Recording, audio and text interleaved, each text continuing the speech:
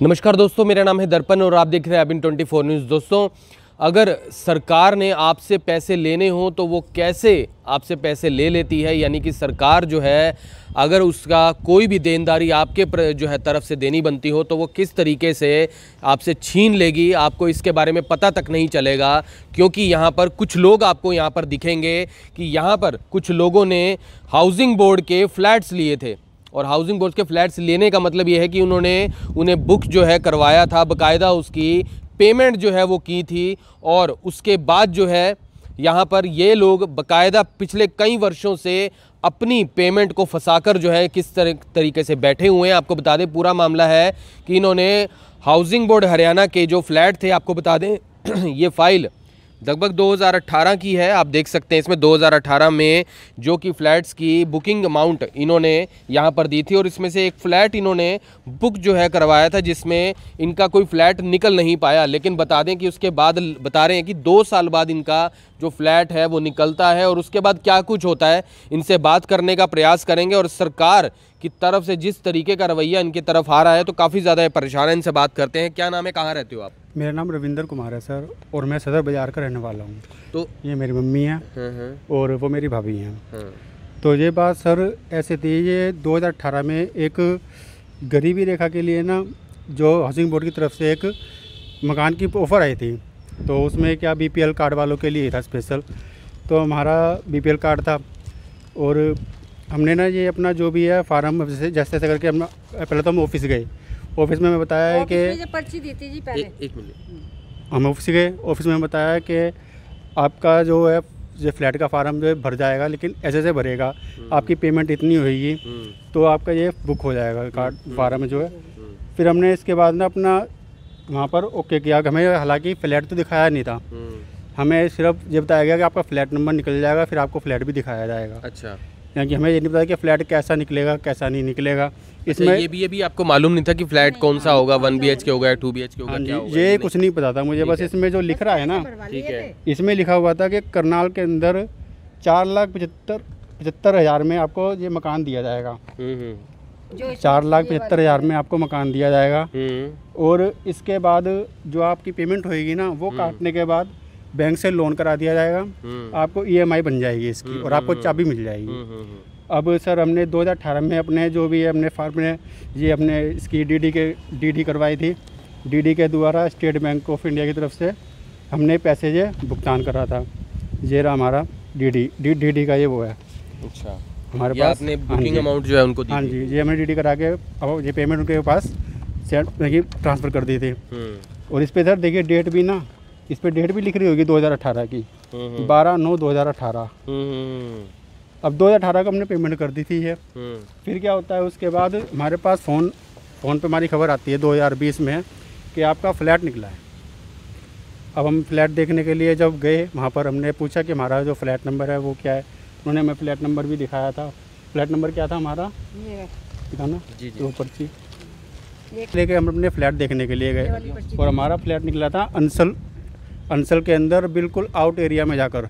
अच्छा। यहाँ पर ना तो कोई लाइट थी, कि कोई सुविधा ही नहीं थी, बिल्कुल ऐसा था बियावान जंगल सा। अच्छा। और बरसात के टाइम पे गए थे, वहाँ पे इतनी कीचड़ खारा हो रहा था।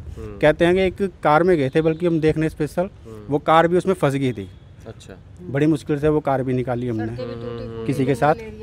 तो अब उसमें हमें ये पर्ची हमारा फ्लैट नंबर जो भी निकला था, फिर हमने फ्लैट देखा।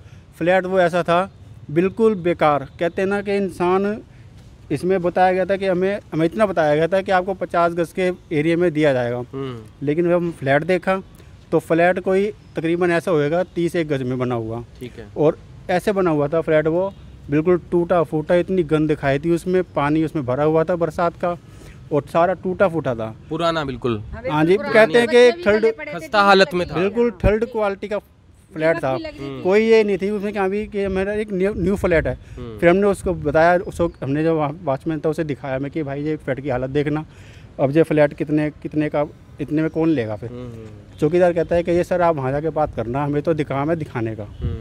फिर मैंने उस फ्लैट की वीडियो भी बनाई थी। फिलहाल हालांकि फीड तो मेरी खैर डिलीट हो गई है, लेकिन मैंने वीडियो बनाई थी उस वक्त फ्लैट की।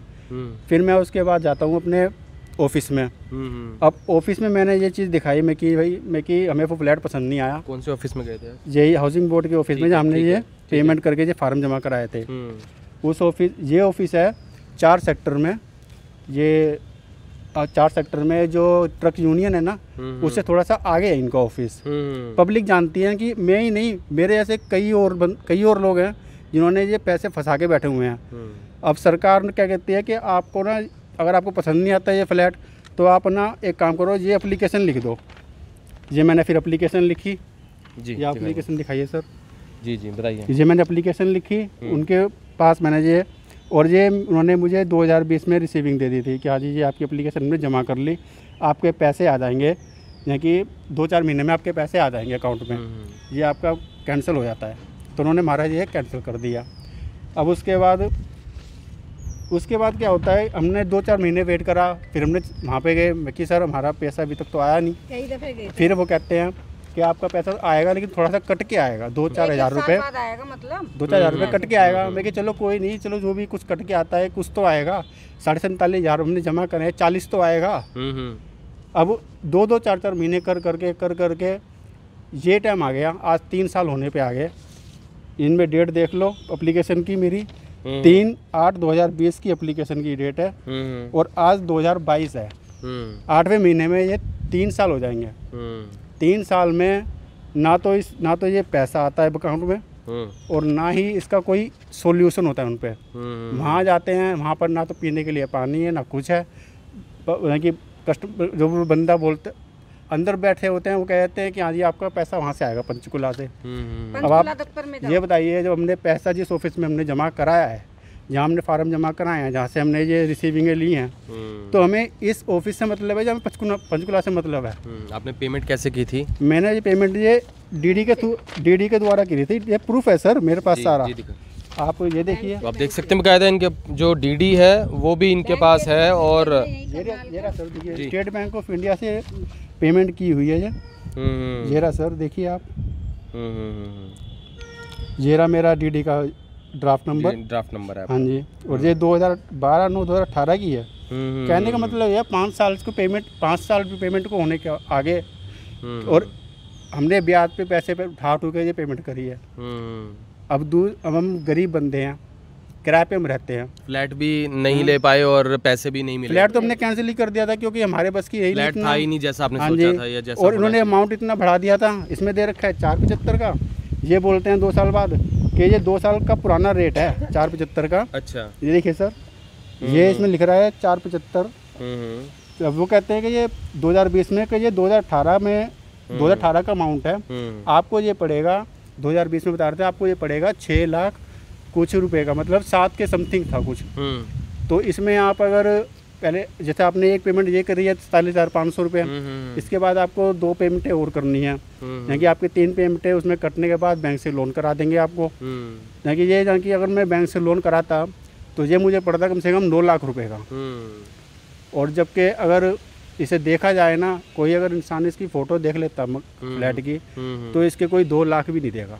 तो आप देख सकते हैं कि जिस तरीके से लोग अपने पैसे जो है ये सोचकर जो है खर्च करने की सोचते हैं कि उन्हें फ़्लैट कोई मिल जाएगा। तो फ्लैट भी के बारे में भी उन्होंने बताया कि जो फ्लैट है वो भी जो खस्ता हालत के अंदर पड़ा हुआ था वो फ्लैट उन्हें मिलता है, गंदी लोकेशन में मिलता है। बाकायदा 2 साल बाद उनकी जो टोकन उसके अंदर आता है, उनका नाम आता है, और फिर जब फ्लैट देखते हैं तो बाद में वो फ्लैट को जब पसंद नहीं आता तो उनका बताया जाता है कि आप इसका पैसा रिफ़ंड ले सकते हैं। बाकायदा उसके लिए वो एक एप्लीकेशन देते हैं, और फिर लगभग 2 साल जो है 2020 से लेकर अब 2022 हो चुके हैं और अभी तक इनका कोई पेमेंट नहीं दिया गया। तो हम शुरुआत में ही ये कहना चाह रहे थे कि जिस तरीके से सरकार को अगर आपसे कोई पैसे लेने हों तो वो किस तरीके से ले लेती हैं, लेकिन अगर देने की जब बात आती है तो सरकार के किस तरीके से सरकार के आसपास जो है लोग धक्के जो है उनके दफ्तरों में खाते रहते हैं। और यहाँ पर भी यही साफ तौर पर ये लोग जो है जिस तरीके से धक्के खा रहे हैं, और यहाँ पर इनके परिवार के कुछ और लोग भी हैं, इनका भी जो आप है फ्लैट इन्होंने भी करवाया था, आपने भी करवाया था। हाँ जी। तो आपने भी यही फ्लैट करवाया था? यही करवाया था। तो फिर आपका भी कितना अमाउंट था आपका? वो भी यही इतना ही था, बस 47,000 रुपये था। तो आपको भी फ्लैट आपने भी देखा, आपको कौन सा दिखाया था? मुझे तो ये उच्चारणा की तरफ दिखाया था, वो भी ऐसी ही है। अच्छा। हाँ जी, वो भी एकदम आखिरी में जाकर रेल की पटरी के पास ही है, कोई सुविधा नहीं है वहाँ पर। अच्छा, मतलब क्या कहेंगे कि ये जो सरकार की जो योजनाएं हैं इसमें जो ये दिखाती हैं लोगों को घर जो है लोगों को मुहैया कराए जाएंगे, तो मतलब क्या कुछ कहना चाहोगे? सर देखिए, मेरा तो देखिए सीधे सी बात, एक ही बात मैं कहूँगा, ये जो फ्लैट उन्होंने दिखाया था, ये फ्लैट ना जिस टाइम पे हमने ये पेमेंट जमा करी थी उस टाइम पे मौजूदा होएगा। क्योंकि देखने से वो ऐसा लगता है जैसे कि वो कम से कम 2018 में उन्होंने 2018 में थोड़ा ये दिन में कि 2010 के बने हुए हों। उन्होंने फ्लैट इसलिए नहीं दिखाते ये पहले कि अगर पहले फ्लैट दिखा देंगे तो पब्लिक पैसा डिपॉजिट हमारे पास करेगी ही नहीं, इसलिए पहले उसे गुमराह करते हैं कि हाँ, ये फ्लैट अभी जब निकलेगा तब आपको दिखाएंगे। सैंपल के तौर पे भी नहीं दिखाते ये कोई फ्लैट, पहले उनसे पैसे अपने अकाउंट में डलवा लेते हैं डीडी के द्वारा, फिर उसके बाद 2 साल बाद एक जो बंदे कैंसिल करते हैं ना, उन्हीं की पर्ची बना के उनको भेज देते हैं कि हाँ जी आपका फ्लैट निकल लिया है, आप फ्लैट देख लीजिए। फिर उसके बाद वो देखता है, फिर वो उसका काम क्या है, उसने भी वो फ्लैट कैंसिल करवाना है। यहाँ कि मेरे कहने का मतलब तो देखिए सर यही है कि मेरे जैसे ना, मैं ही नहीं, कम से भी कम मेरे जैसे कई लोग हैं सर जिन्होंने केस कर रखा है, या फिर अब कुछ लोगों के लिए तो 50,000 कुछ भी नहीं है, लेकिन हमारे लिए 50,000 एक साल में हम कमाएंगे। 50,000 जी किराए पे हम रहने वाले बंदे हैं। इतनी क्या करते हैं आप? मैं सर जूते का काम करता हूँ सर। जूते का काम? हाँ जी, शूज़ की फैक्ट्री में लगा हुआ हूँ मैं। और मतलब मैं कहना तो यह कि जो भी ये सरकार जो काटती है ना, गरीबों को ही काटती है, धक्के खा खा के इंसान हार जाएगा। अब मैं ये सारी चीज़ें लेकर अगर मैं कोई केस भी करूँगा तो केस में क्या होगा, ये फाइल बन जाएगी, फाइल एक कोने में पटक दी जाएगी, उससे ज़्यादा पैसे केस में खर्च हो जाएंगे। केस में फिर केस में कुछ होना भी नहीं है, सरकार ही उन्हीं की है, सरकार ही उन्हीं की है, उन्होंने क्या करना है, फाइल एक साइड में डाल देंगे। और न्यूज़ पे मैंने इसलिए दिखाई कि पैसा तो देखो वैसे भी हमारा डूबा ही हुआ है, हमें तो उम्मीद नहीं है कि ये पैसा आएगा अभी हमारे अकाउंट में या नहीं। लेकिन बस मेरा ये कहना ये है कि जो भी लोग ये देख रहे हैं ना, कभी इनकी स्कीम में ना फंसे, कभी पैसा ना फंसाएं इसके अंदर।